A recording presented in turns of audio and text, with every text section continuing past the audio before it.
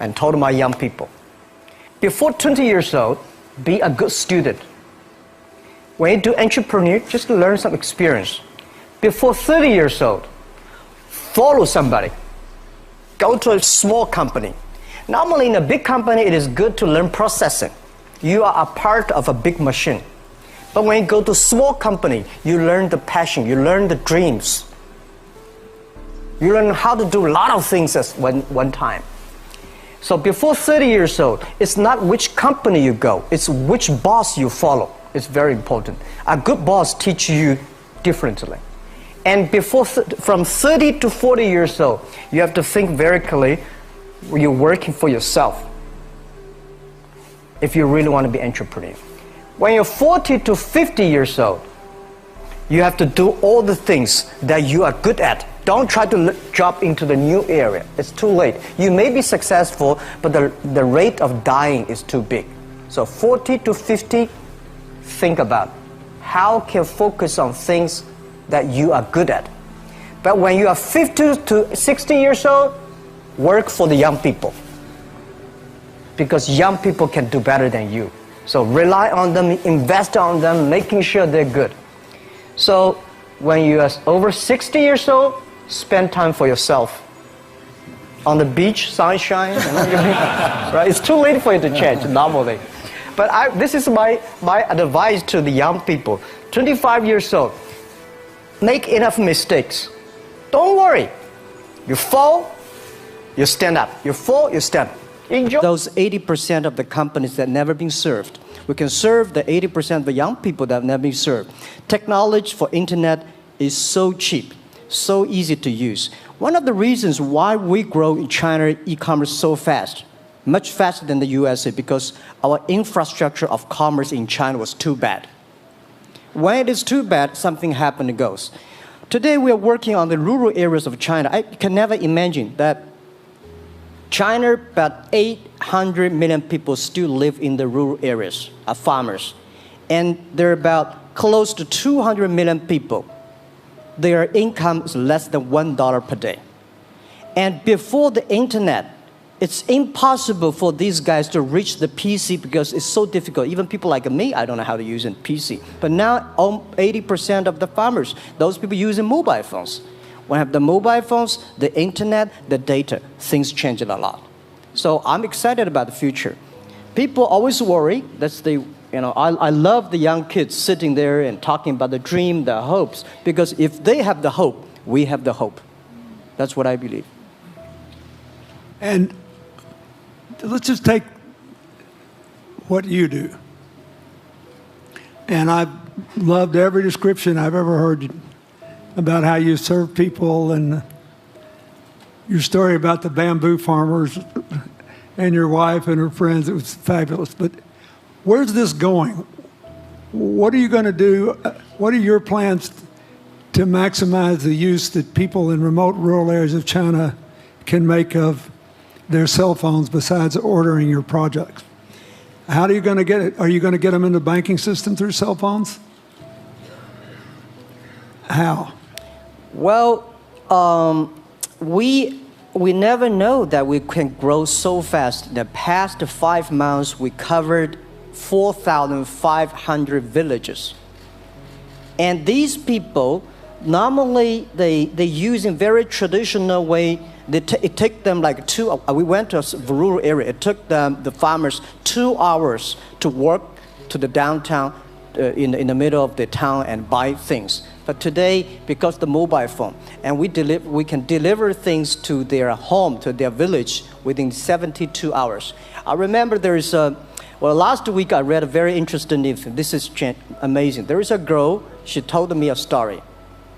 She said her grandfather, 92 years old birthday. And for his life, he always wanted to try one Western style food. But he lived in the rural areas. There's no such restaurant food. So she said, I tried on the internet, book a restaurant dinner for Western food, delivered to that village. And they finally immediately find one restaurant. There are 3 guys. They took like a 3 days bus from Shanghai to that village. made Italian spaghetti and beef for them for this 92 years old birthday. And whole village was excited. Everybody started, wow, you can order food, restaurant style food. So buying almost everything. And also we're helping, there are a lot of farmers, they plant a lot of apples, great apples. But 90% of the apples rotted because there's nobody buy them. They normally buy track. If you sell the apples, they sell whole track. And using the traditional way, they can sell by whole basket of the apples. But now, because of the internet, they sell by one. Each apple, they sell $1. Or 1 RMB or 2 RMB for each. So the farmers see using internet, they can buy and sell using the mobile phone. That changed their lives. And I think it's exciting. And people need examples when they see, well, my neighbor made money through online to selling things. My neighbor buy much interesting things online. People start to learn. And more people start to buy the mobile phones. We cannot make all the mobile factories to sell phones to them. Only they know the mobile phone really works, helping change their lives, they start to buy the mobile phones. Just one more question. And then, do you think this will make the current problems like the current problem in China less likely? That is, if we'll have more market information and the market will drive where the investment goes instead of the government trying to make judgments about, I better build another housing development or office development here, there, yonder, and you wound up with a bubble. Well, if it comes from the bottom up, is it more likely that fewer bad things will happen? Yeah, I think last week I was in Seattle discussing about the China economy. I think you American people worry too much about the China economy. Well, you see, every time when you start to worry about China goes better. Every time you think China is in problem, we'll get better. But when you have to say, you have a high expectation of China always a problem. Like parents have the expectation of the kids, are the same. But there's a big difference between American consumption because people say, well, the economy is bad, so China consumption will be good low. No, totally different. You Americans love to spend tomorrow's money. And the other people's money, maybe. Or maybe the children's money. We Chinese love to save money. We are probably the largest country, the safe deposit in the whole world because we've been poor for so many years. When we make money, we put in the banks because someday we know the disaster is coming, so we can spend the money. So when the economy is bad, we still have the money to spend. You guys probably don't. You worry. And the second thing is that China been focusing on developing for the past 30 years. China government so strong on investment, so strong on exporting, but they are too weak on the domestic consumptions. Domestic consumption is not driven by government; it's driven by entrepreneurship, driven by the market, not the government.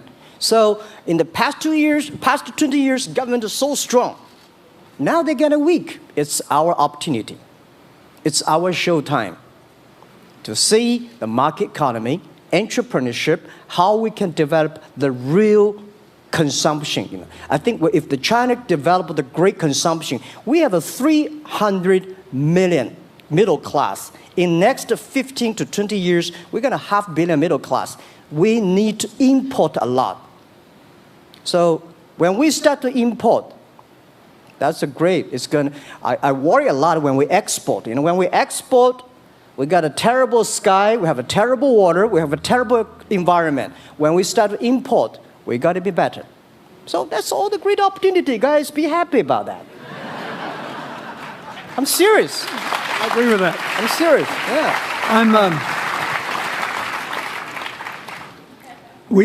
Worry about yourself. Don't worry about the others. The reason some of us worry about China is we depend on you to buy our debt. However, I tried to be more Chinese when I was president. I saved a lot of money. So good. Good. But I just wanted you to say that because I really believe that. I mean, I think you're absolutely right. The trend toward greater internal consumption is, I think, will remain unbroken in spite of whatever the difficulties are in the next few months. I think it's important not to overreact. You can't break the trend. You've got to clean up the land from chemical contaminants. You've got to clean up the air. You're going to do it. Yep. And a lot of Chinese will make a lot of money out of that. There'll be a lot of great new companies, and there'll be opportunities to import from other places. Yeah. So can you discuss your theory of what you're doing and other things in terms of whether it advances equal opportunity and social solidarity? Tell them what you think is going to happen. And what other kinds of, when your opening remarks, you just said technology is going to be active in this way in other areas of the economy. What do you think the next big opportunities are? But first, tell them just in 2 sentences what you're doing, because Jack and I know, and we haven't been clear enough. Explain it, and explain how you think that advances social solidarity and equality of opportunity. Well, our work is in the belief that access to health information is a basic human right. And that lab information, particularly because lab data drives 70% of clinical decisions, needs to be accessible to people before they're sick. So if you look at the word diagnose in the dictionary today, it says to determine the presence of disease from symptoms, which means by definition, we're determining that people are sick once a disease has already progressed. And our work is in being able to make lab testing accessible to people in time for therapy to be effected, and to do that in a way in which every person, irrespective of their insurance status, irrespective of where they live, can afford the ability to get a test done. So that means, in our case, we've invested the last 12 years in now developing hundreds of tests, many of which are less than $10. So $2 tests in the United States. And I think one of the amazing things about this country is that we have such an incredible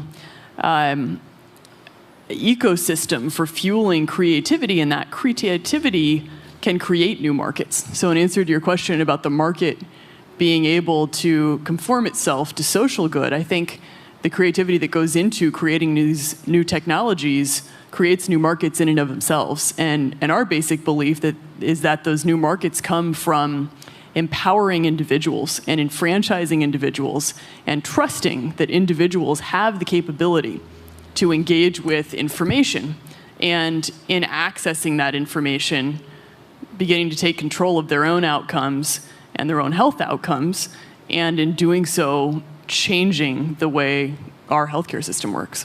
Think what this could mean for rural China, for rural India, for Native American reservations in America, for the Mississippi Delta, for the remote areas of where all the jobs were lost from coal. You're all of a sudden giving people information.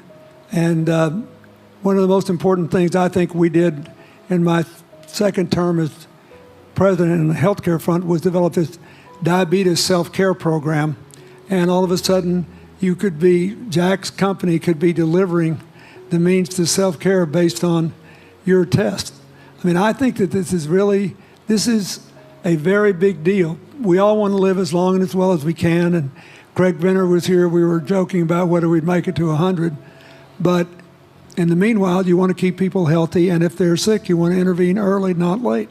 Yeah. Well, and if you look at, the ability to engage with this information, we have a $4 trillion healthcare problem in this country. 20% of it is type 2 diabetes, which is reversible. And we have 90 million Americans who do not know they are pre-diabetic. But access to information and the ability to engage with that information is the foundation for being able to change those outcomes and cost, right? One more fact, and then I want to call on Jack. You founded this company 12 years ago, right? Yeah. Tell them how old you were. I was 19. So don't worry about the future. We're in good hands. So, I was thinking about 19, where I am. 19, I've not passed the examination for university yet. I failed 3 times, but I think it worked out. I'm not good at schooling. Well, yeah, that's why I give confidence to a lot of young people in China. If Jack Ma can be successful, 80% of the people can be successful. People like her, we're jealous. But, well, equality, I would like to make a little bit technology helping, because yesterday I was joining the UN Women Conference about gender equality. And I think the first technology revolution happened 200 years ago in the UK, released the human body, the arm, stronger. The second technology revolution in the USA for energy, you can last long. But this technology revolution release the brain. So this century is not a competition who is stronger, whose muscle is stronger. It's who is smarter, who is soft, who can listen. It's the challenge of wisdom. So man, woman equal. On the internet, you can never see he's a woman or man. And on the internet, women can serve much better than men on the internet. Men talking about the business, talking about numbers, competition, they make business very cold. Women, they make business very cozy, lifestyle, and interesting. 50%, more than 50% of our shop owners, more than 5 million shop owners are women. And people love that. I mean, this is a great thing I see, that this century we see more and more women leaders, on the state leaders, and the presidents. In the future, we're going to General Secretary of the United Nations should be a woman leader. And this is the great century for equality. And I feel excited about that. let me ask you, we're almost out of time, but one of the things that we haven't talked enough about here, and not just here, but generally, is whether the leapfrogging we saw with cell phones, which was instrumental in your phenomenal business success and which will make it possible for you at the appropriate time to do what you've done on a global scale, hitherto unimaginable in all of human history for anybody to have any of their own health data. We've seen examples, but not the kind of dramatic penetration we need with energy and clean energy, and enough in a short enough time to avoid the worst consequences of climate change. So do you believe that, I mean, your country has done more than anybody else to try to put up solar panels, and some of your companies went broke because you overdid it, right? But beforehand, and you got to work out the phase out of the coal, the phase into the sun and all that. Meanwhile, Africa, which is growing like crazy because of the cell phone in no small measure, and has 6 of the fastest growing countries in the world, still has vast swaths of its land totally dark at night. Do you believe that it's possible for us to scale up with distributed solar power rather than centralized as quick as we did with the cell phone? And if so, and if that were your business, if you had to quit what you're doing today and start there, how would you do it? And how would you do it? Lady first, I know that. I'm such a huge believer in technology, and I think especially right now, we're at an incredible time in terms of new technology and the ability to apply technology in a scalable way towards solving some of these problems. So I would look at it in the context of some of the renewable solutions that we already have, and in the context of empowering, connecting individuals with access to those solutions, and in the context of creating markets around them. I think that there's real opportunity to actually create an ecosystem in which people can financially benefit from these solutions, and I think that's going to drive an adoption. I think in developing economies, there's a revenue stream associated with that, and the more we can turn even already some of the technologies that we have into markets, the more that we can fuel, I believe, local growth and individual engagement in beginning to adopt some of these solutions. just related to that, Jack, you answer it, and then I'll ask you one final question. Yeah, I am a strong believer that technology can make world much better because people say China economy is getting slower. I'm happy about the 7%, even 5%. Even 5% of the GDP of the number of China, of the second largest economy, is big enough. But you don't expect China to keep on growing 11%. Because like one human body, when you're 1.8 meters tall, you cannot keep on like a 10% grow every year. You have to grow the quality, your mind, the wisdom. So I think China needs new technology to solve these problems. And which today, the data, the clean technology, all these things that China is supposed to do, if we keep on the tradition, the old ways, we'll go nowhere. This is why I feel excited because people ask me, what is your dream now? Because I never thought I would be today. I can sit here talking to president. I'm like a guy, on the street and like failed 3 times for university, 5 times for high key schools. I applied for 10 times in Harvard school, all rejected. I never thought because of the technology, because the internet gave me this opportunity. So I think when I retire, I don't want the Chinese people have a terrible water to drink, unsafe for food, and the money we make all spent in the hospital. That's disaster. So how we can use the technology to enable young people, the great chance of this world, don't worry about it. We got 1.4 billion people who were born in 1980s. They are the people of the internet times. They are going to have new ways to solve the world problems. The things you are worried about today, they can solve it. And human beings have these kind of worries for centuries. And young people can always solve it. And today, when you have a right direction, clean energy, the climate change, all these issues, they will be solved, and these are the great opportunities ahead of us. Anything else? I agree with that. I think the more we can enfranchise people, the more we can create ecosystems in which individuals are empowered, the more we give rights to individuals to be able to build businesses, to be able to pursue the economic benefit of technologies, the more you see these markets change. Before they leave the stage, I want you to look at them. And I want you to think about the time we have had to spend here dealing with the refugee problems in Syria and Lebanon. Stand up, Elias. This is my friend Elias Bousab. He's the education minister in Lebanon. He's got to educate all these kids. And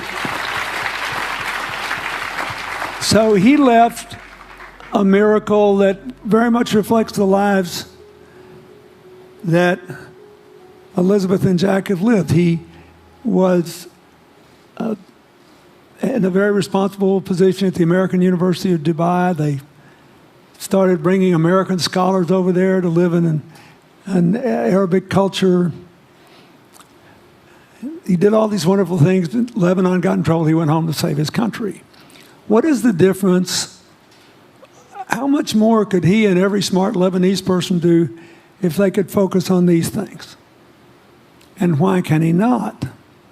Because the place is dominated by people who think their differences are more important than their common humanity and their common challenges. You cannot imagine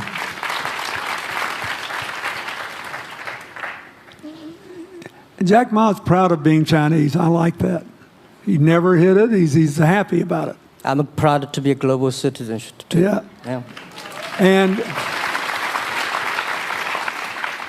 I imagine Elizabeth's proud to be a blonde-haired, blue-eyed American techno whiz from Northern California. Yes.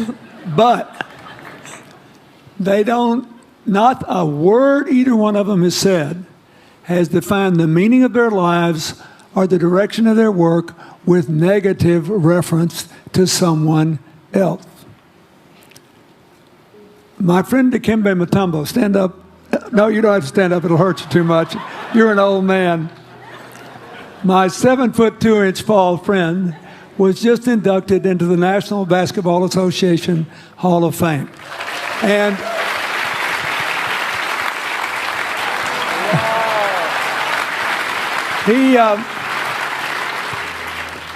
my family, my whole family loves him.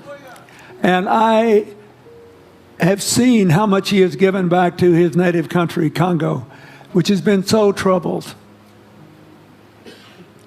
I've known him a long time. We both went to Georgetown University. I did before he was born, I think. I've never heard him say a resentful thing about anybody. I have seen him give and give and give and try to give the people in his native land opportunities. Why am I telling you this? He's had a good life because he never defined his life with negative reference to anybody else. He never begrudged anybody else's success, and he thought he had an obligation to help other people. I'm telling you, we are back in a time of collective global insecurity where the main struggle is the oldest one in human history, just in modern techno realities. I mean, if you were trying to build the Middle East, you would think about our permanent sponsor here, the ambassador from Oman, who her government tried to help head off a calamitous war in the Middle East over the nuclear issue in Iran. We all pray to God that it'll work out all right. And the lead she made. You look around all these places, wherever people are putting aside their differences and working together, good things are happening.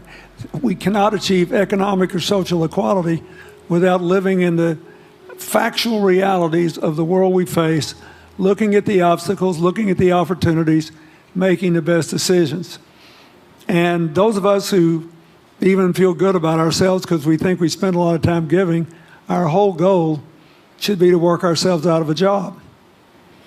One of the things that Bill and Tanny Austin are sitting there with Starkey, they started giving away hearing aids, and then they decided, well, we better teach these young people how to speak. If they get the gift of hearing, they'll have to learn that. So they got into the education business. Sonny Varkey got into the education business and decided somebody ought to do something really dramatic to remind people that the only people that really matter are the teachers. So he gave the first Global Teacher of the Year award last year, and an international panel gave the prize to a teacher from Maine who promptly gave the entire $1 million to her school. The woman never made any money in her life. She gave all the money away immediately. The future is going to be forged by people who think of how to use the modern tools that we are given, as Elizabeth and Jack have, to create opportunity through empowerment.